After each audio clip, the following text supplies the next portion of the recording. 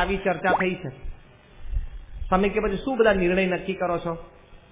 એટલે કે સ્વામી એવું નક્કી કરીએ છીએ કે હવેલીનું કામ હવે પછી રાખીએ અને મંદિર આવતી સાલ આપની ઈચ્છા છે તો 95માં ઉનાળા સુધીમાં પૂરું કરી દઈએ એટલે આપણે પ્રતિષ્ઠા થાય.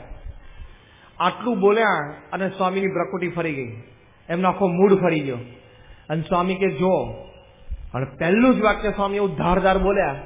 સ્વામી કે જુઓ તમે, જે દિવસે નક્કી કરેલું, એટલે પોતાની વાત કરતા હતા કે જે દિવસે નક્કી કરેલું કે મંદિર અને હવેલી બંને કરવા છે અને 95મી સાલમાં પ્રતિષ્ઠા કરવી છે, હવેલીનું ઉદ્ઘાટન કરવું છે, ત્યારે મારો ઉપલો માળ ખાલી નહોતો.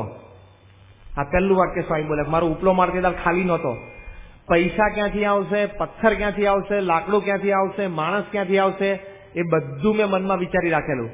માટે પ્રતિષ્ઠા પણ થશે, હવેલી પણ થશે અને આવતી સાલ બંનેનું ઉદ્ઘાટન થવું જ જોઈએ. કે પણ કે બાપા પૈસા નથી, આટલું